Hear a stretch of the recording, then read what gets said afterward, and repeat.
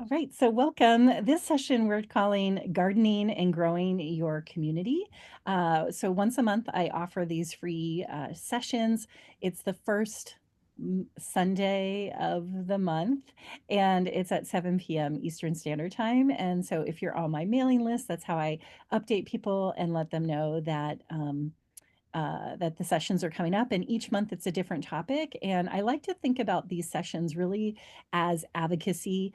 And because to me, advocacy is such an important part of nature based approaches to really think about how we can ensure access and equity in nature based approach and nature pedagogy.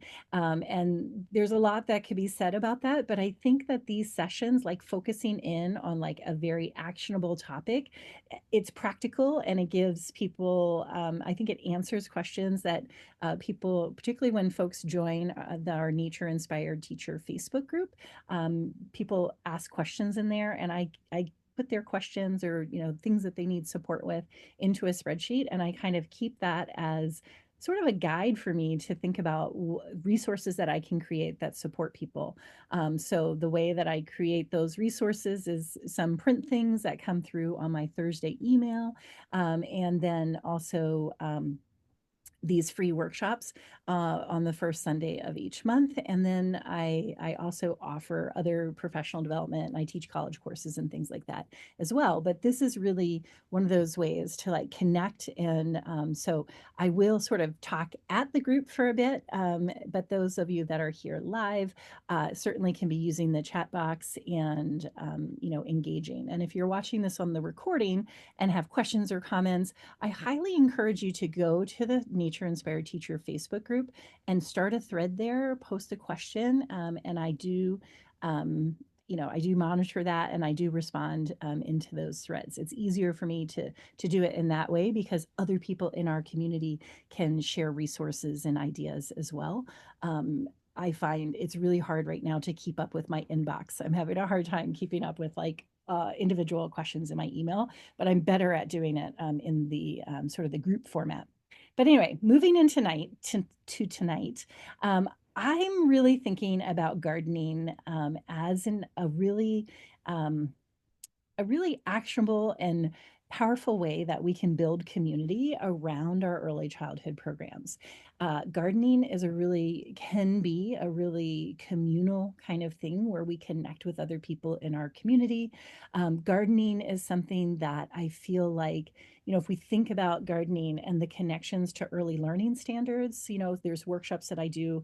We're not really diving into curriculum tonight, but when we think about the early learning standards, wow, like gardening, even just growing something in a pot, like, having a 5 gallon bucket with a little mini garden on your patio, even something like that, like really can tie into so many math and science and literacy. And there's just so much learning that's happening there.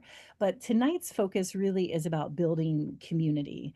And so I do want to keep this interactive, but I want to really think about like what are ways that we can build community relationships. And so whether you are a classroom teacher or own a center or run your own family childcare program or whatever role that you are in early childhood, I feel like there's definitely ways that we can bring gardening, into our program, but then also build connections with others outside of our program. And so sometimes, particularly when we run for-profit programs, it can feel like, well, we don't want to ask people to do things for us for free. But I think when you let people know what you're hoping to do, so even if you're not an avid gardener, but you're like, I know this is important. And so I want to think about how can I make this happen, in my for my children. Like there's lots of people in your community that agree with you and there's people that will want to support you. And so I encourage you to sort of let go of that idea that you have to be, working in isolation and doing all of the things by yourself. And one of the college courses I teach is called Growing Outdoor Classrooms, and there's a whole module. There's 10 modules in it, but one of them is called Growing Your Team. And we spend a lot of time and really thinking about like, how can we develop a team? Like, who can we partner with? Who can be in our inner circle, who can support us? And then how can we find the confidence to ask other people for things?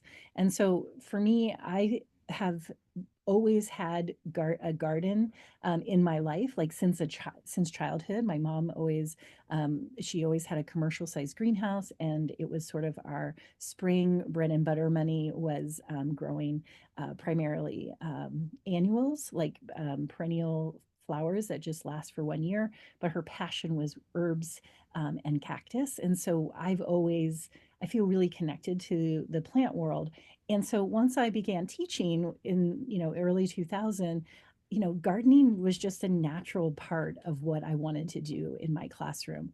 And so I've worked in different settings in public schools and also in childcare programs, in private programs, and in public schools. And finding ways to like be that community, build that community. Calling yourself a community organizer sometimes feels like, whoa, that's like beyond what I want to do. But really finding other people who are enthusiastic about gardening. And so tonight we're going to kind of focus in on four main areas. And so we're going to talk about specifically how to build community partnerships. Certainly, those of you who are live and who are doing this work, I'd love to hear your ideas. You can drop them in the chat. You could unmute and chat about them. The second thing is thinking about hosting garden based activities and some specific things that really can work well. And so when I'm thinking about hosting garden based activities, and I'll give some specific examples in a minute, I want things that like really get kids connected to the earth, touching the earth, exploring seeds, growing seeds, having these firsthand experiences, as well as food-based education so that kids can experience fresh fruits and vegetables, and like how they can learn about where their food comes from beyond just thinking it comes from the grocery store. And so thinking about how can we host garden-based activities, and that could be something that we do in partnership with others, so it's not a huge expense to us. And that could be like a community thing, or it could just be within our program, things that we host with our currently enrolled families.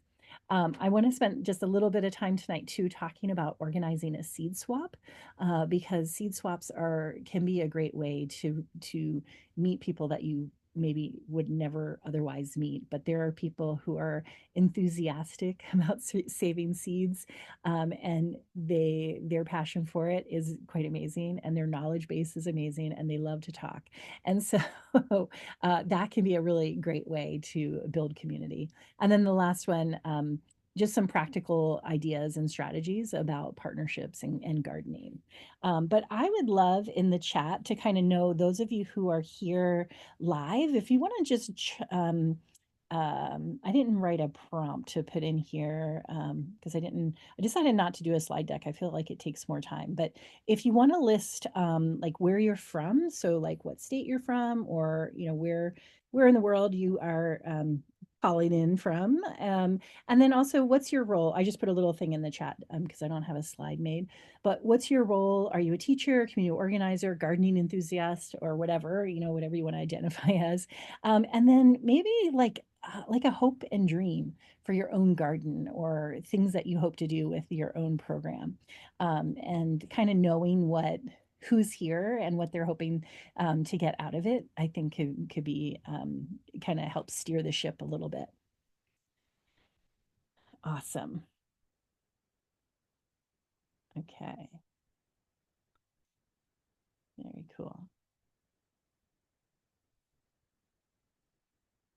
Oh, good. All right.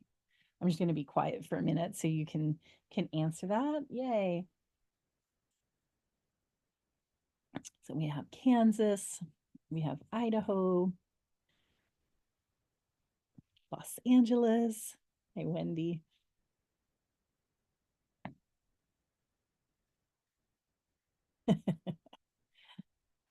Yes, a good goal, Nicole, to have is your dream is not to kill the plants. Okay, that's a really good goal to have. Yeah, definitely. Yeah, a farmer's market would be a great connection for that, Wendy.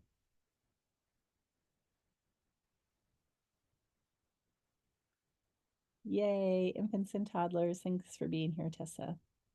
Baltimore, Maryland. Oh, good. Oh, fun. Yay. Right. Yay. Our friend Angie is here. She's a teacher of teachers and she does amazing things. Angie, I hope in a little bit you can share about your tea project because it's such a beautiful project that you run.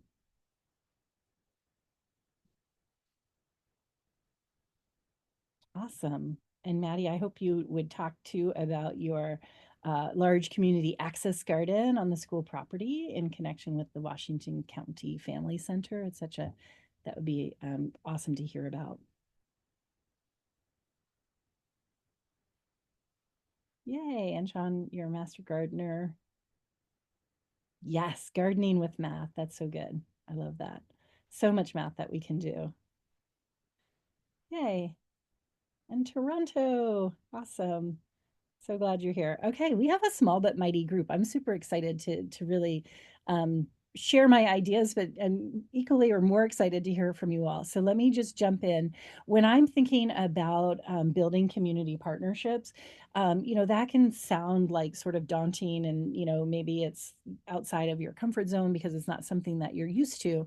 But I think just letting other people know what kind of project you're hoping to do for 2025, and it's like sometimes when we take on new things, it can feel like, oh my gosh, this is, and now I'm going to become a farmer and I've got to do all of these things. But I think, defining what success is like keeping it small to start with and just seeing how it goes that first year. So if this is all brand new to you, start small. Even container gardening is giving kids firsthand gardening experiences. So don't feel like you have to like go huge your first year. So thinking about starting small, and then how can we start to build relationships?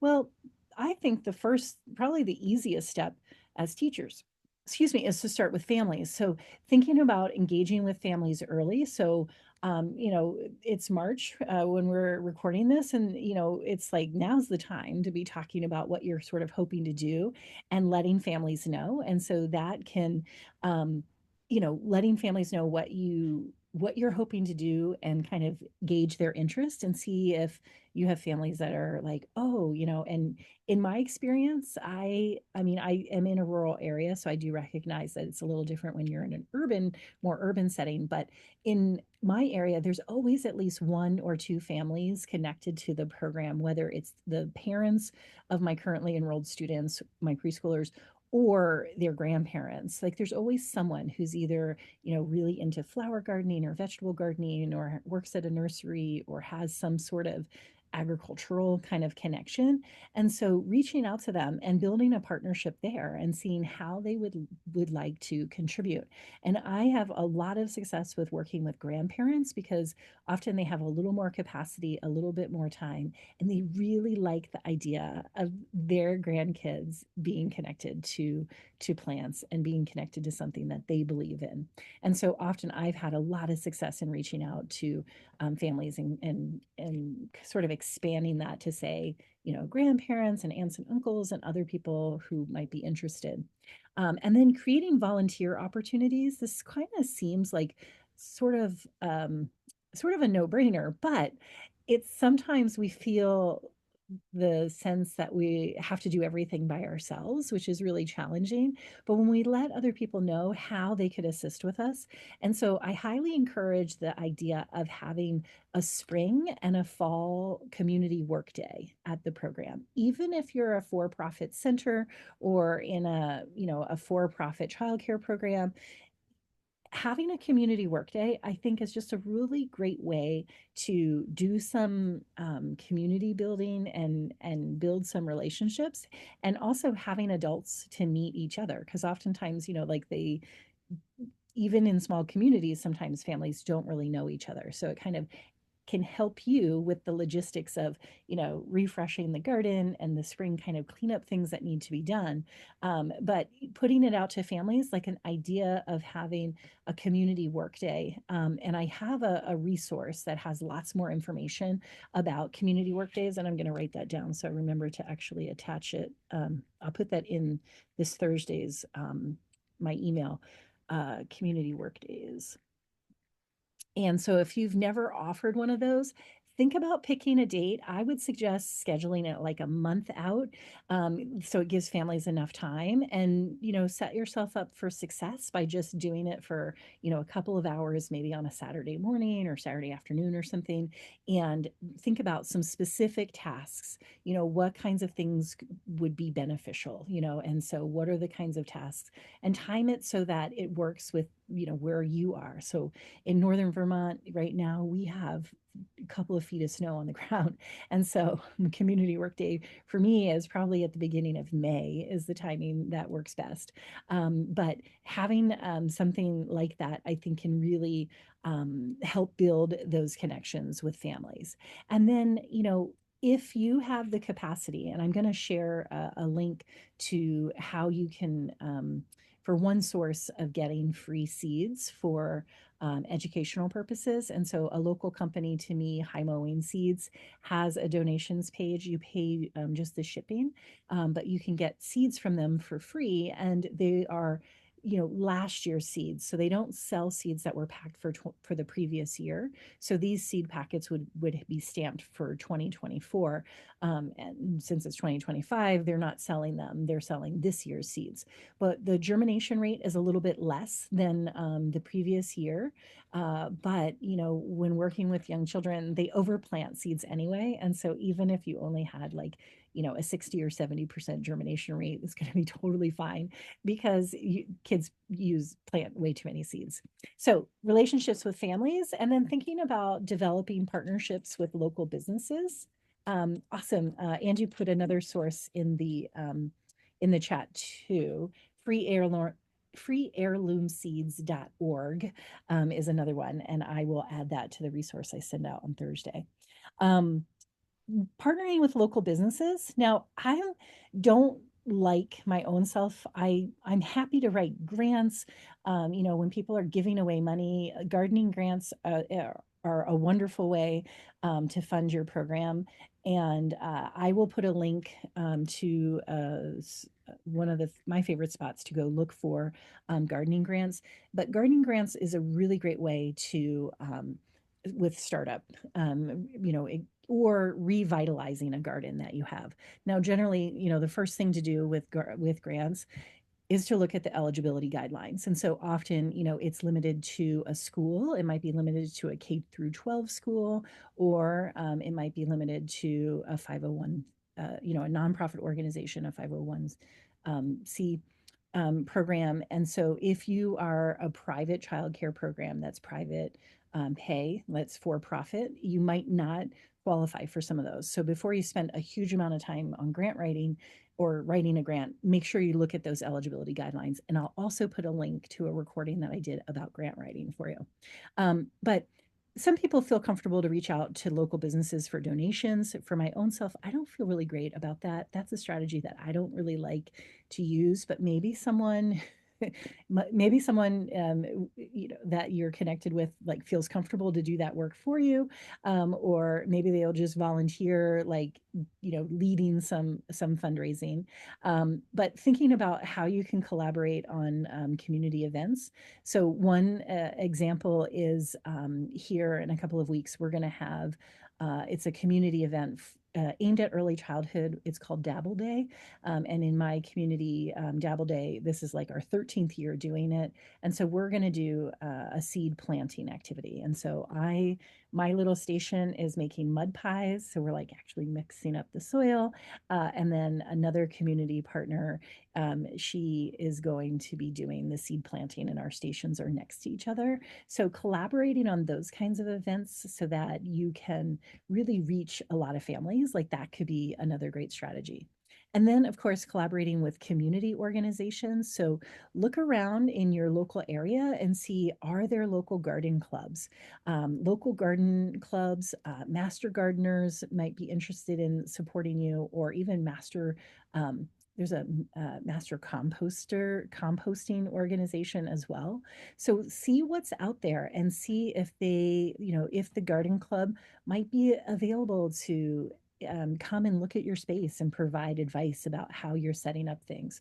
Or maybe they have um, uh, community members who would come and actually do like participate in a workday. Maybe they have supplies or things that you could borrow, or maybe even guest speakers. I know a childcare program I was partnering with. Um, excuse me, or supporting. She was in one of my college courses. She decided she wanted to put a pollinator garden in. So she reached out to her community and found somebody through the local library. And then that person came and did like a whole guest speaking event with at her program. And on that same day, um, wow, it went dark there for a second. Uh, but anyway, so reach out to local garden clubs. Also, what about local environmental organizations? So this might include, you know, it might include like the Audubon Society or other names aren't popping into my brain at the moment. But what other environmental organizations are in your area and might be interested in connecting? And that might be that they have materials or grants or some sort of volunteer support. So reach out to them. Maybe your local nature center, has some sort of there might be some sort of way that you can partner with them as well. But see how you can connect to any kinds of organizations. So schools is another great example for early childhood. Reaching out to your local school might be a way that you could plan activities together that benefit the larger community. Maybe creating a community garden or some sort of green space for the public to enjoy. Maybe there's been some of my programs that I've worked with.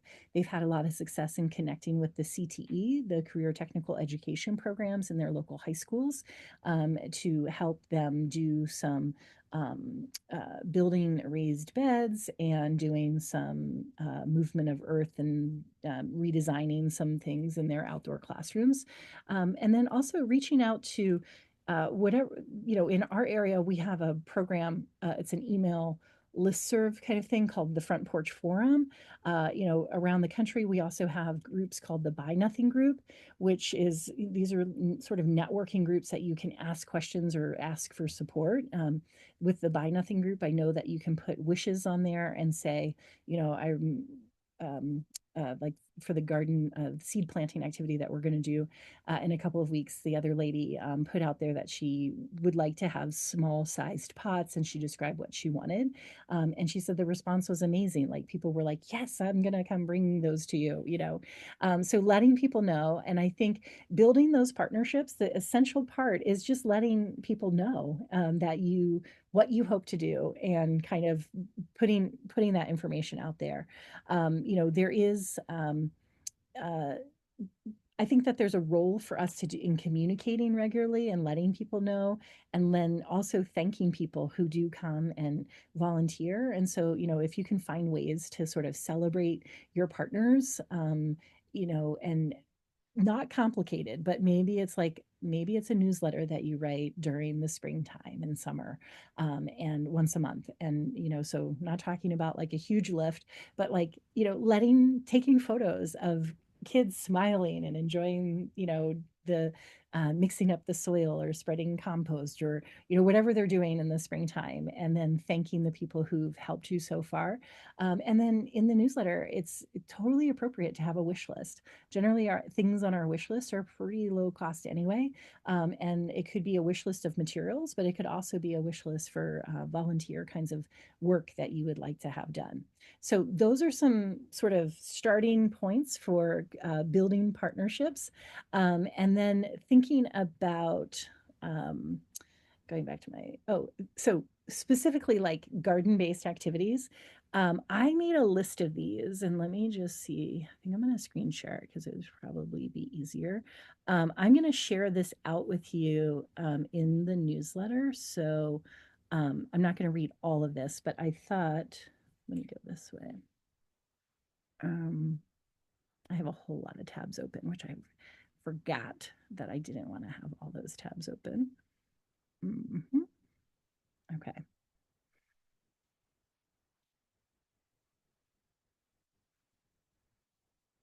Okay. Share.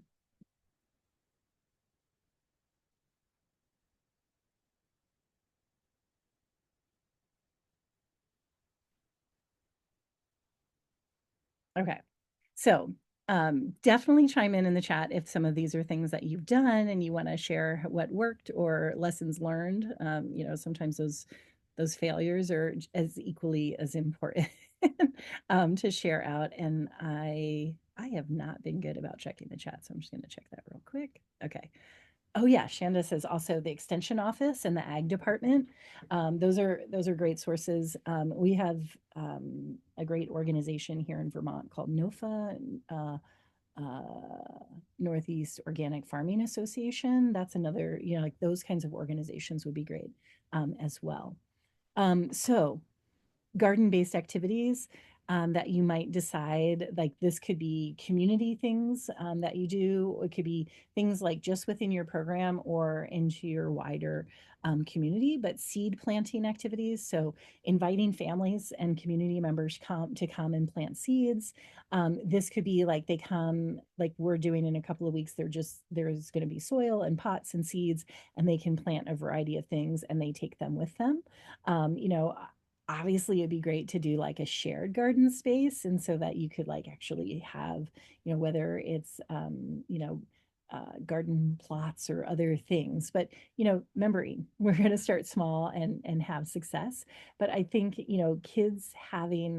um kids having a variety of seeds to be able to plant and watch different seeds germinate and grow is really quite exciting. And then obviously trying to time it well with when your frost free date is, so that these are things that are meant to be sown indoors and that they do transplant well outdoors. So there is a little bit of research that you want to do there, because certain things should be direct sowed. So things like carrots, for example, that's something that you put the seed directly into the garden, and it grows from there, rather than like starting them indoors and transplanting them. That's an example of a plant that doesn't transplant well, or certainly I haven't seen it transplant well.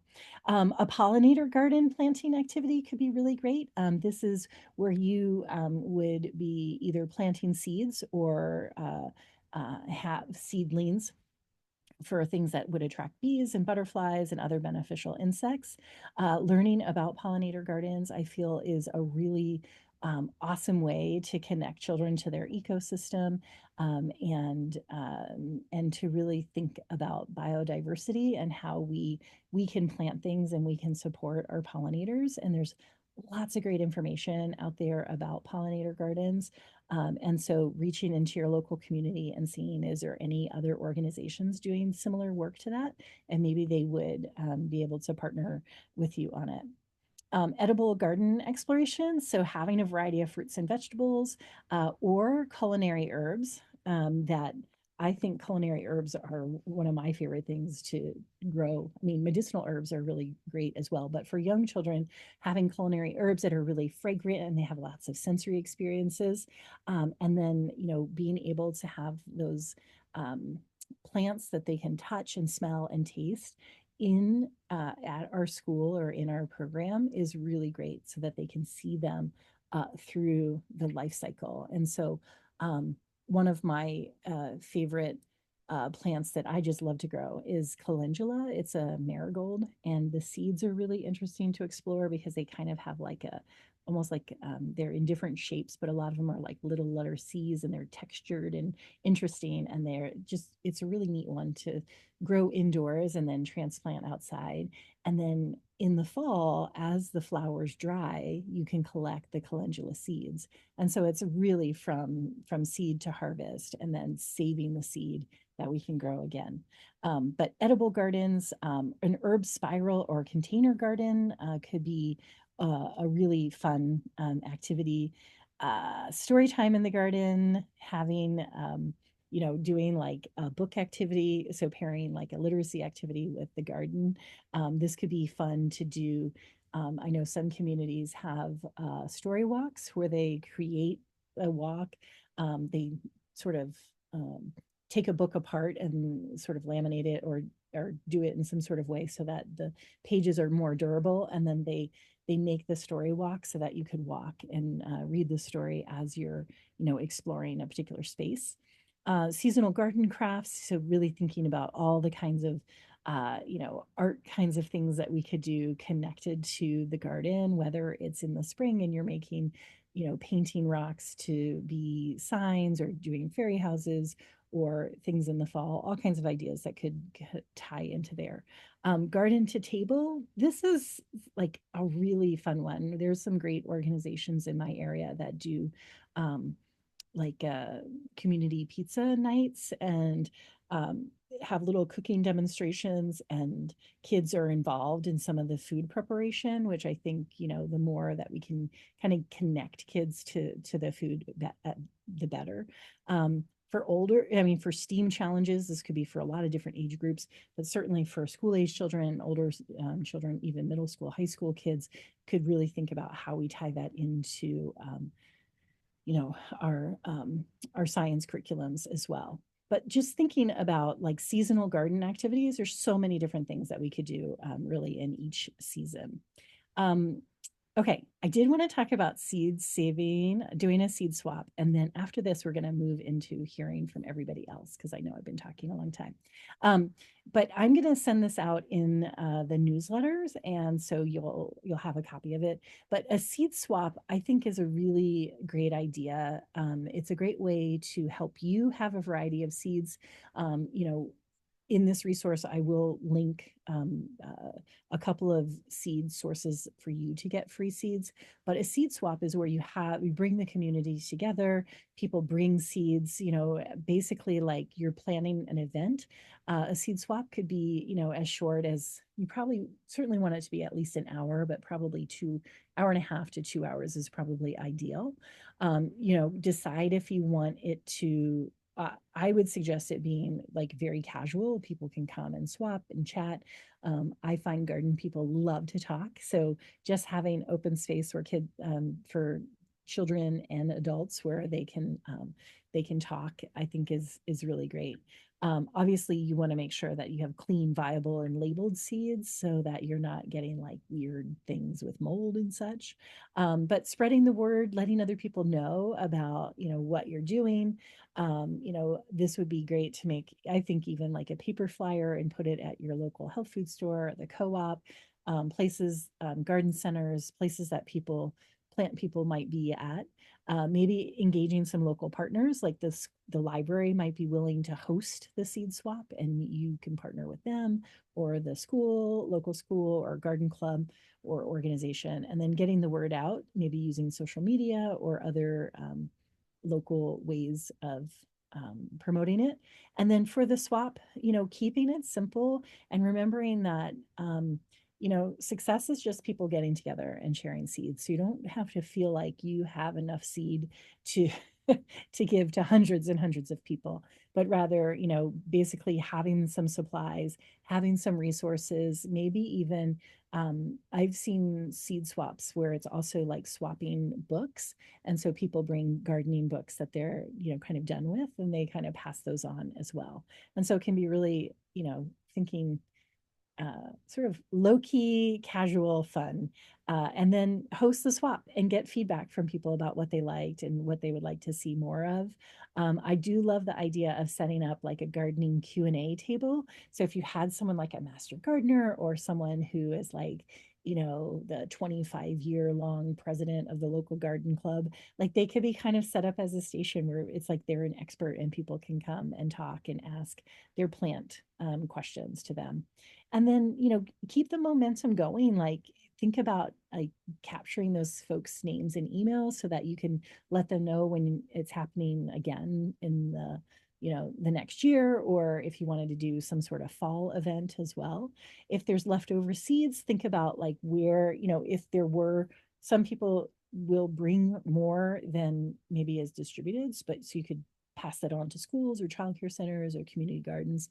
And then if there were, if you had the capacity to do a seed library, I have not done this my own self yet, but in my town there is a seed library where people can drop off seeds and you can go and browse them at any time. And I think that's just kind of a neat sort of thing. Okay, so I've talked a lot. I would love to hear, what are some things that are working for you, and share your expertise. And let me remove the spotlight so we can see each other. But if you want, we can, so that we could use the react button down at the bottom. There's one that says react and it has a little heart. If you click on that, you can raise your hand, or use an emoji, if you want to chime in, but we would love to hear what's working for other people or questions you have.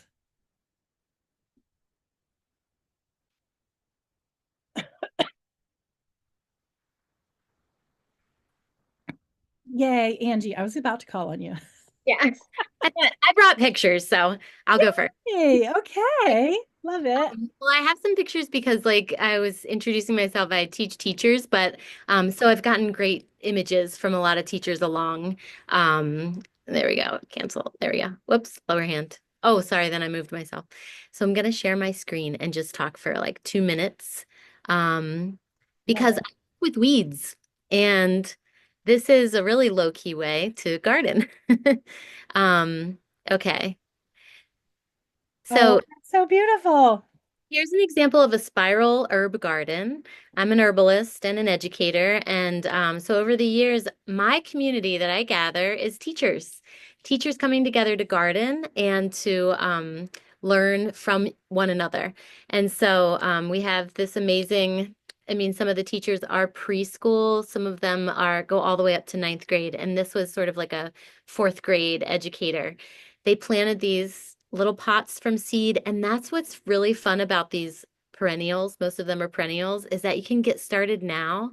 Granted, the seeds are really tiny for a lot of perennial herbs, but um, then you've got them in the classroom starting in February, and they grow super slow, so it's nice to have a bean planted alongside of them. But this is a beautiful spiral garden that's within an outer layer of the food beds you can see raised. Here we had planting day. So like first week of June in Vermont is usually when our students take the herbs outside and they're not going to get frozen and zapped by then. So she's got echinacea, but we do have most of the herbs that we use for the tea gardens that I work with are very gentle, nervine herbs. So we are making them so that we can build these gardens that will be really teeny in the beginning, and then eventually we'll have these perennial herbs that we can just divide up for really like the children who are the younger siblings and younger neighbors of the other kids. So it's a different way. But in a place like Vermont, or I think someone was from Toronto, in these northern climates, it's an idea that takes a little bit less, and especially in communities that have a lot of poverty, a lot of parents that can't take time off in the summer, we're often asking families to come in the summer and like, can you help with the summer garden? Not so much at preschool, I understand that, but with this one, it's like takes care of itself in the summer, and then in the fall you have this harvesting activity. So even alongside of like your tomato garden, you might be able to have just like a small plot of lemon balm. And it's so lovely, it's so sensory, And here's just a picture of the community of educators getting together one summer for the forest and garden project that I do. And so I just wanted to also share that with you. Because in the summers, every other summer, I offer this forest and garden, plant literacy for the nature-based classroom experience. It can be taken as a continuing education course, and we do a lot of gardening and also wildcrafting of some of the local. We live in the northern hardwood forest, but weeds are weeds. We're working with dandelions, we're working with roses, and yeah, I just wanted to show you some pictures of plants. Awesome. So just encouraging weeds for the seed swap, Yeah. perennial seeds for the seed swap. And my favorite, I would say, perennial herb that we can use for tea to plant with really little children is sage, because it's probably the biggest, very round, bouncy seed, but just a basic garden sage. Yep. Awesome. Thank you so much, Angie. Thanks for being here. Thanks for all your. Angie, yeah, yeah, absolutely. Angie is just like about a half an hour away from where I am, and I was able to participate in her. Actually, years ago, I saw her at a nature center, and she came and did like a half day program with us in a different course with and about 2 years ago, I got to do that forest and garden course, and it just is such a unique experience to be with teachers and learning about herbs and learning about making tea with children. It's really beautiful. So the work you do, Angie, is really inspiring, and thank you for being here. Let's see, Shanda, you have your hand up. Yes, Angie, that is incredible. First of all, I love it so much. I'm going to do a tea garden. So I am Shanda and I own Faleen's Farm and Nature School in Idaho. We have a little farm and I won't go into all that, but I also teach trainings for Idaho Stars. So I have a gardening course that I offer in the springtime online. Um, but we have applied for a USDA. Don't call it a grant; they call it a contract. And we're hoping if we get it next spring to put in a big hoop house garden. We have a small flower farm as well, so we've used that a lot with the children to be able to, make bouquets and do prints with things like that. But my main focus of my program is mentoring families along their homesteading journey and realizing during COVID how our food shortage really affected us. So once a month, we offer some type of a homesteading class, whether it be cheese making or soap making or gardening or whatever. And we did get quite a substantial seed grant this year. We were able to give all of our families a big packs of seeds enough to grow an entire garden for Christmas. We've sent those out. So we're actually hosting a seed starting activity next week, and we have one of our dads works for Salmon Valley Stewardship, and he does like composting and all this stuff, so he's coming, so that's really fun. But in the past, what we've done is we have a really really big garden and the kids help in it every day, and then when we get more vegetables and things like that, we pack our rebags. We have little bags with our logo and we send home the veggies. And so my goal is to someday be able to have a CSA so that we can send home veggies every week with the families. And we do, sorry, I don't want to hog all the time, but we have a May Day basket sale in the spring Oh, every it year. was so And beautiful so, last year. I remember that. yeah, it was so It's so fun. And we beautiful. use that money throughout the year for our gardening programs. And then also, if we open our classes up to the public, we use that money for our gardening programs. But we what was I going to tell you guys? I'm sorry, my brain's going too fast. But oh, I know. Our extension office comes once a month and does a course or a class with the kids on cooking. So we were able to purchase the other ingredients to put in the rebags to send home with the instructions so that they could make the whatever we made that day at home. Each student got to take the bag home. So anyway, that's kind of my vision. We actually just set up a little farm stand as well so we can sell eggs and baked goods and things like that. But I love what everybody's doing. And so, yeah, It's but reach out to me on Facebook at Faleen's Farm and Nature School if you want to learn more about our program or whatever. So, That's awesome. Thank you. And I think it's so empowering too that part of your early ed program is this aspect of monthly homesteading skills. And, it's like having those, it feels really empowering. And I remember reading an article about how even if you're not creating like a productive garden, like a production garden or things for like put away for the whole winter, even just small quantities that we grow has this benefit of like a mental health benefit in like feeling that we have the empowerment to do it, even if we're not like full on, able to homestead or to, grow food. So I think that's really, um, I don't know, I think that's quite exciting. What Um, really yeah, super fast. I'm sorry. yeah, no, I, no. I try to tell parents like you're not going to grow a victory garden when you've got four little babies. Like I try not to put a lot of pressure on them for that.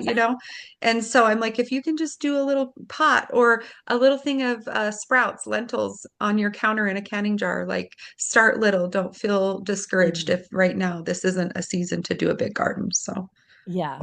I think one of the projects that was really fun for me a few years ago is we had gotten 5-gallon buckets from a maple sugaring um, plant or like a large scale maple sugaring. Anyway, they had these 5-gallon buckets for free. And so we drilled holes in them. And then each child took home their own miniature garden. And so we had a tomato growing up in the center. And then we had a little, those small peppers, not bell peppers, but like shishito peppers, I think it was, and then basil and oregano. And there's one other little plant sort of all crammed into this bucket. But it was really neat. And like the kids' pride of how excited they were about this little, and we called it a pizza garden because it was like tomatoes and there was herbs and a pepper that you could grow. But um, awesome. Maddie's got a hand up there. Yeah, sorry, I would have earlier, but my foster kiddo is having a tough bedtime and it's been very loud. So, um, I am the director of the early childhood program, which is a preschool owned by one of Vermont's family centers. For those not from Vermont, every county in Vermont has something called the Family Center, and it's the family center of, so mine is Washington County. There's one for each county, and they're basically a place that anyone with children goes for any resource they could possibly need related to their child, whether it's a food bank or needing diapers or parenting classes or helping with resumes and jobs. It's just something Vermont offers, and it's a really amazing thing. And um, I think that my county, because it's in the capital, it's one of the bigger ones, and it might be the only one that has a full school. Some of them have daycares, but I think we're the only one with a full school. So we have a really big garden that it was handed down to me a couple years ago, and the kids and I run it, but it's for the school just as much as it's for the community. So we process vegetables from growing carrots to make for carrot cake that becomes snack for the kids. Uh, April was just talking about pizza garden. We have a lot of beds in our gardens, and they are all by name because it's really hard for the kids to, they're 0 to 5 to say, oh, go to the third bed on the left. So we say, go to the bunny bed, go to the pizza bed. And so we have a class rabbit. So that is just a carrot bed. We have a bed that is all things that would be for pizza. We have one that's all different green things. And so we do everything from growing herbs that are just for the sake of pollinators and sensory experience to them being um, dried herbs for tea and seasoning in the winter for the kids' food, to having potatoes and carrots and zucchini that get made into meals that go into our food pantry that is part of Vermont Feed Bank for the community. Um, it's a lot. It's a really big garden, and it's just two of us that maintain it along with the kids, but it's really uh it's out of all the gardens I've helped with at schools, this one seems to have the biggest impact. And even though it's not, a huge garden, it it knowing that it's feeding people that are asylum seekers and people that live in local motels and just the kids at our school, it really, the impact of it, makes it so much more special, even if, you know, one year none of the carrots grow or we have way too much basil and we know what to do with. It's kind of just like the community of it itself is what makes the garden matter so much. Um, and I'm probably missing some things that we do with it, but it really is just like it's we get every age involved in different ways. Like our older kids love we have like little kid-sized wheelbarrows and they love to help clean it out in the spring as the babies will go down and just kind of crawl around in the space. We have a lot of berry bushes that many, many years ago were donated by local berry farms. That's a great way to get like free things is just reach out to your local farms. They're always willing to help out schools, especially in Vermont. I'm sure other states too, but we've reached out to local orchards and berry farms and just being like, hey, will you donate a couple, you know, really tiny starters you have? And they're always more than willing. High mowing, as April mentioned, I live like 15 minutes from where high mowing is, and the donation thing is great. You basically pay, I think it's like maybe for the actual they have like a donation price and I think it's like $7 and you get 50 packets of vegetable seeds Mhm. from them and then you pay like $5 for the shipping. So it's like $13 for 50 packages of seeds. It's really and all you do is email them and say like, "Hey, I would like this," and you get an automatic like link sent back. There isn't like a waiting to know if you got it or a response. It's they basically just send you like a special link. So I highly recommend wherever you are using high mowing seeds. They're a really, really great organic seed company out of Vermont. And I know years ago the owner won Small Business Owner of the Year. Like they just are like a really good local company to use. They're not a big company at all. So Yeah. yeah. Sorry, that was a lot of words. That's okay. Thank you. Thanks for being here too. For those of you here live, I just put in the chat, the high mowing seeds, donation. It's right on their website now. So it's like you put it in your cart and you order it. And, I've gotten these for a number of years. This year, you can get the smaller packet, it's 50 seeds, 50 seed packets, which is a lot. And it's $7, but I think the total price actually comes out to be $13. But if you did the math on that, it's like 26 cents per seed packet, which is really, really cheap. Or if you're going to do this like with your childcare network or a larger group, you can get the larger size packet, which was 200 seed packets. And that total price came out to be $34. And so it's like $34 for 200 seed packets. It's like 17 cents per packet. So anyway, it's really a awesome resource. So highly encourage you check that out. But look in your own area too. You know, many of you are in different parts of the different states and in provinces, and so what seed companies are closer to you, and see how do they do seed donations, because most seed companies don't do the same process, have some way that they pass those seed packets on to other organizations. So definitely encourage you to check that out. Let's see, I don't see anyone else with their hand up, but we still have about 6 minutes. Sean, not to put you on the spot, but I think I remember you saying you are a master gardener. Do you want to chime in about that and how that organization works, and how to partner with a local master gardener for folks? And if you Yes, I don't am want to, a you master. can say pass. No, that's okay.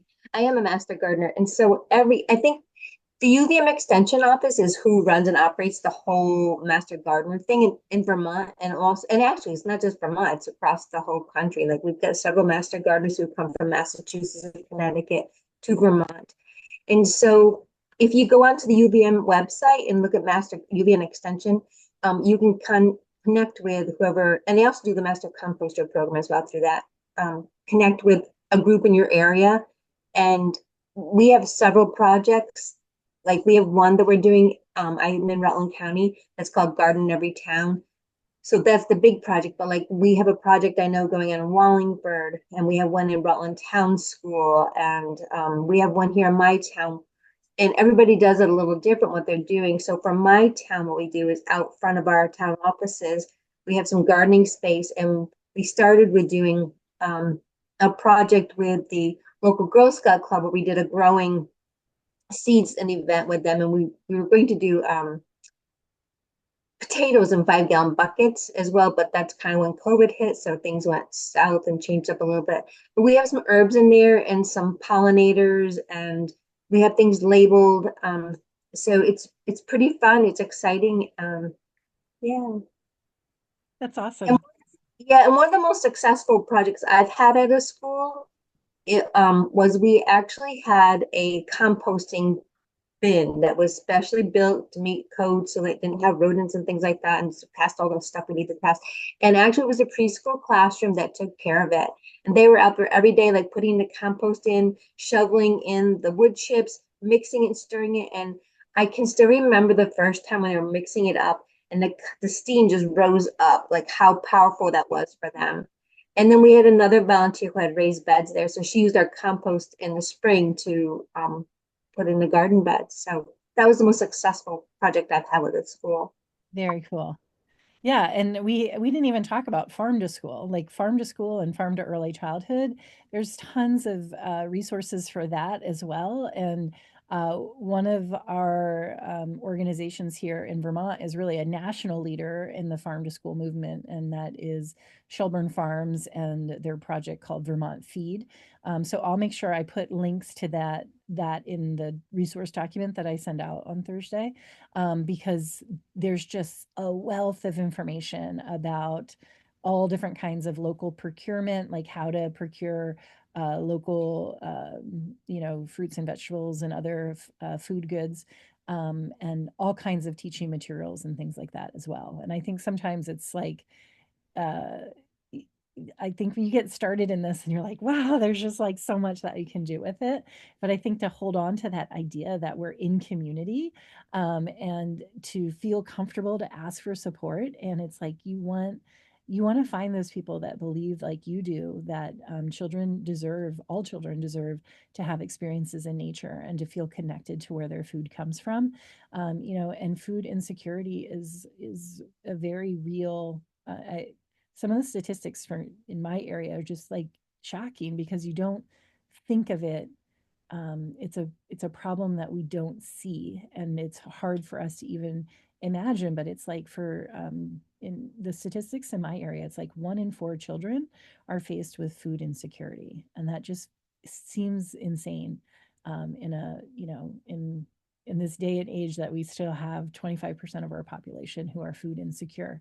So really thinking of like ways that we can develop these partnerships and sort of take away the stigma. And we're fortunate and we have universal school meals. So like K through 12 schools, as well as early ed programs that are connected to K through 12 schools, have free breakfast and free lunch for all children, regardless of income level.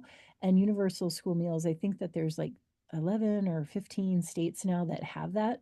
And it's really exciting, but it's also one of the first things on the chopping block. And like when we're looking at budgets and where to cut money. And it's like, are you kidding me? Like, what could be more, when we think about where we want to put our tax dollars, and not to go down the total political rabbit hole, but gosh, like we know that it's such a valuable and such a good investment in children. So we have time for one last question or comment. If anybody was like chomping at the bit to want to say something, I'll be quiet and see if anybody else wants to chime in.